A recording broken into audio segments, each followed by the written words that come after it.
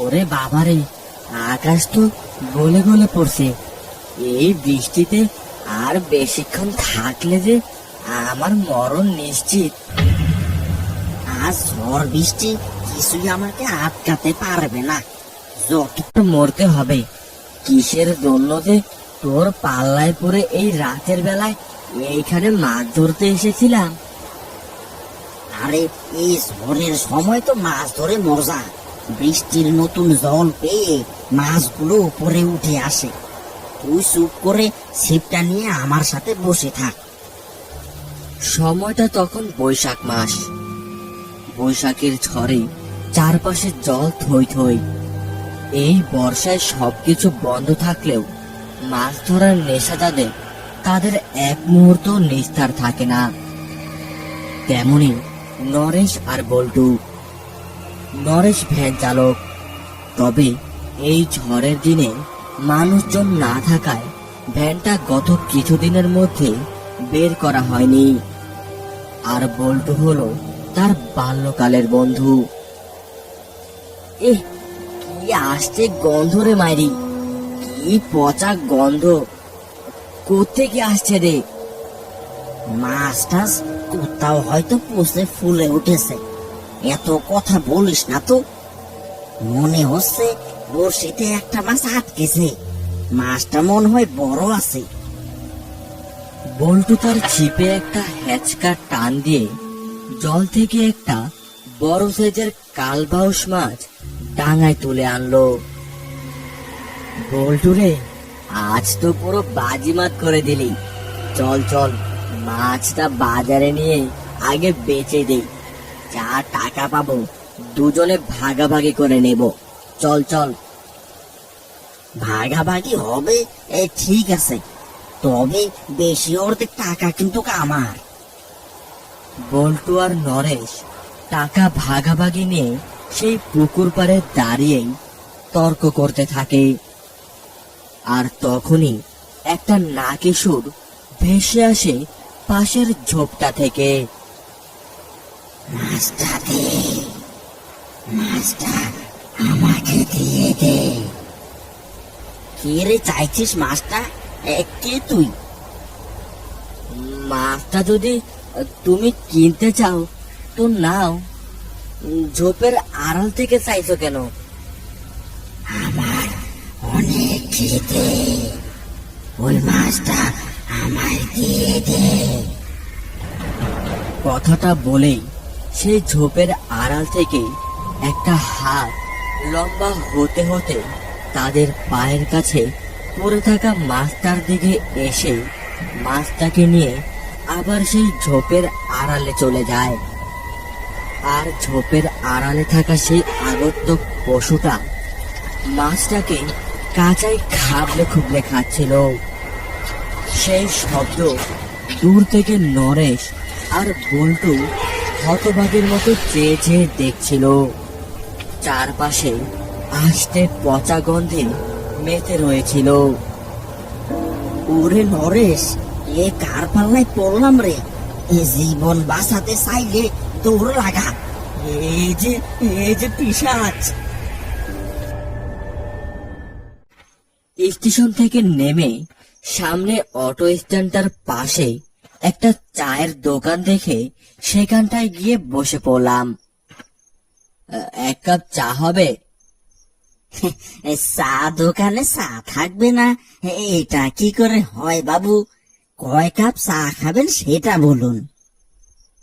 না, রাত প্রায় 10টা বাজে, তাই আর কি ভাবলাম চা শেষ হয়তো। এক কাপ চা দিন আমাকে। ঠিক আছে বাবু, দিচ্ছি, বসুন আপনি। কিছুক্ষণ পরই লোকটা চা বানিয়ে আমার কাছে নিয়ে আসলো। আমি চাটা খেতে থাকলাম। তা বাবু, আপনাকে এই তল্লাটাই আগে দেখেছি বলে তো মনে হয় না। কোথায় যাবেন আপনি? আমি রঞ্জু, এত দিন কলকাতায় থাকতাম, তবে এখন থেকে এখানেই থাকবো। চাকরির ক্ষেত্রে এখানে আসা আর কি। ওই যে নতুন অফিসটা যে হলো কদমতলিতে, ওইটার জন্য এসেছেন বুঝি? হ্যাঁ, ওইটা আমাদের এনজিওর নতুন অফিস। ওইটার ম্যানেজার পোস্টেই এখানে বদলি হয়ে এসেছি। আপনি তো তাহলে আমাদের গ্রামের অতিথি। বেশ বেশ, আমার নাম হরেন খুড়ো, তবে সবাই হরি বলে ডাকে। আপনাদের এই পঞ্চমুখ গ্রামকে যতটা অজপাড়া ভেবেছিলাম ততটা নয়। শহরের বেশ ছাপ রয়েছে। নয়তো এই রাতের 10টায় চা পাওয়া কি কোনো মুখের কথা? আমার দোকানে আপনি সব সময় চা পাবেন, কারণ আমার ঘর বাড়ি দোকান সবই এটাই, এইখানেই থাকি। তাই কারো কিছুর প্রয়োজন হলে সাথে সাথে তৈরি করে দেই। এখান থেকে কদমতলি যাওয়ার কি কোনো গাড়ি আছে? সেটা নিয়ে আপনাকে চিন্তা করতে হবে না, এখানে সারা রাতি রিক্সা ভ্যান খুঁজে পাওয়া যায়।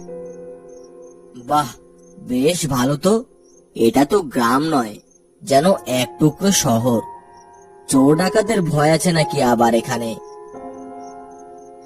না বাবু, চোর ডাকাত এই গ্রামে পাবেন না, সবাই কর্ম করেই খায়। তবে একটা পিশাচের পাল্লায় পড়ে পুরো গ্রামটা আস্তে আস্তে খালি হয়ে যাচ্ছে। কাল রাতেও বল্টু আর নরেশ নামে দুজন মাছ ধরতে গিয়েছিল, তবে আজ সকালে তাদের দুজনেরই লাশ কোমর থেকে মাথা অবধি কাদার ভেতরে, আর পাগুলো উপরে ভাসতে দেখে লোকজন। আপনিও একটু সাবধানে থাকবেন, বিশেষ করে রাতের বেলায় কারো ডাকে সাড়া দিয়ে ঘর থেকে বের হবেন না যেন। কি যে বলো হরি কাকা, সবকিছু আধুনিক হলো, তাও তোমাদের অন্ধবিশ্বাসটা গেল না। আচ্ছা, আজ উঠি।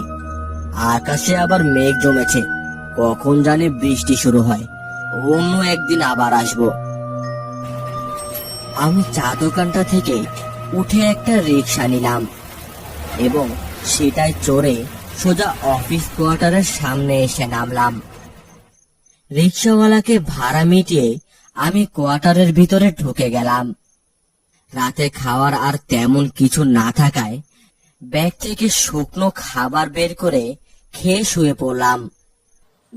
পরদিন সকালে ঘুম থেকে উঠে অফিসের জন্য বেরিয়ে পড়লাম। কোয়ার্টার থেকে অফিসের দূরত্ব বেশি দূরে নয়।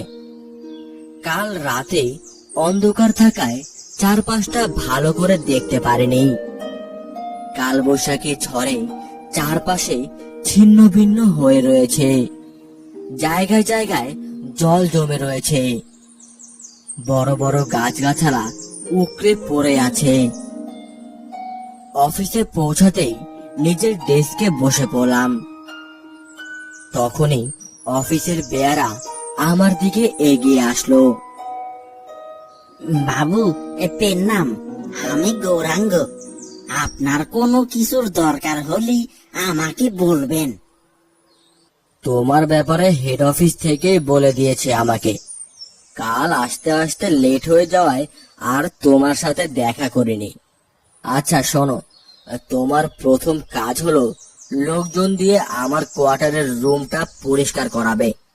আর একটা কাজের লোকের খুব দরকার আমার, মানে খাবার দাবার রান্না করার মতো একজন লোক চাই। আছে কেউ তোমার জানাশোনা? আপনার রুমটা আমি আজকেই পরিষ্কার করে দিচ্ছি। আর রান্না বান্নার জন্য লোক কেন লাগবে বাবু, আমি তো আছি।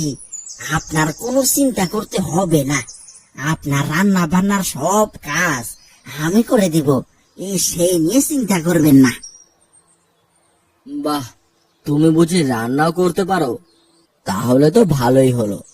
প্রতিদিন অফিস শেষে আমার সাথে গিয়ে রাতের খাবারটা বানিয়ে দিও। এর জন্য পারিশ্রমিক তোমাকে আমি দেব। সেদিন বিকেলে অফিস শেষ করে বাজারে গিয়ে একটা বড় দেখে মাছ কিনে কোয়ার্টারে ফিরছিলাম। কোয়ার্টারের কাছাকাছি দেখলাম একটা মাঝবয়স্ক লোক আমার কোয়ার্টারের সামনে দাঁড়িয়ে আছে।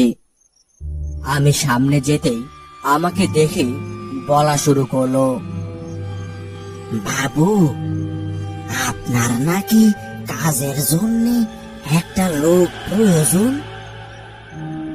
হ্যাঁ, তবে আপনি জানলেন কিভাবে? আমাকে রেখে দিন, সব কাজ জানি আমি, সব করে দিব। রান্না বান্না সব কিছুই পারি আমি।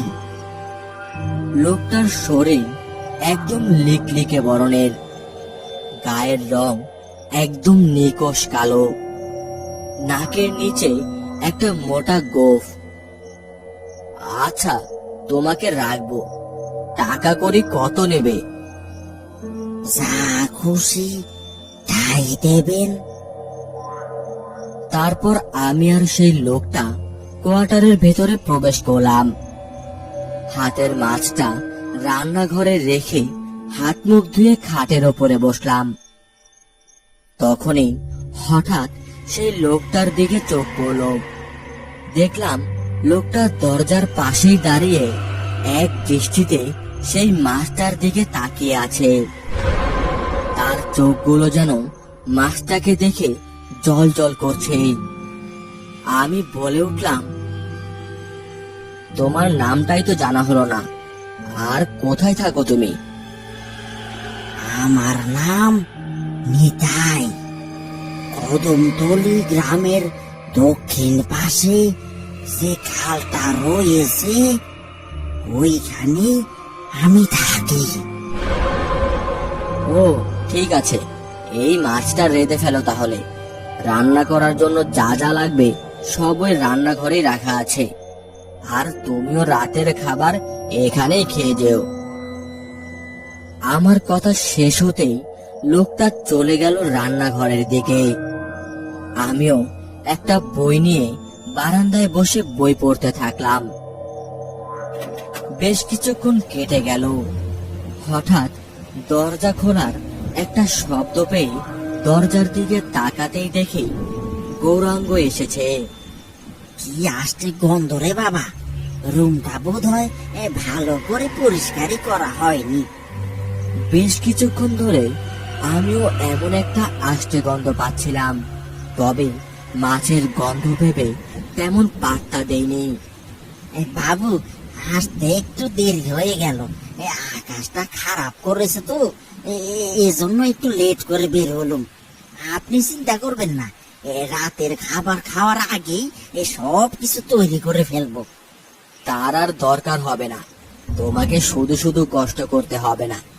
অফিস থেকে বাড়ি ফেরার পথে বাড়ির সামনে একটা লোককে দেখতে পাই, কাজের জন্য এসেছিল। তাকে আমার কাজের লোক হিসেবে রেখে দিয়েছি।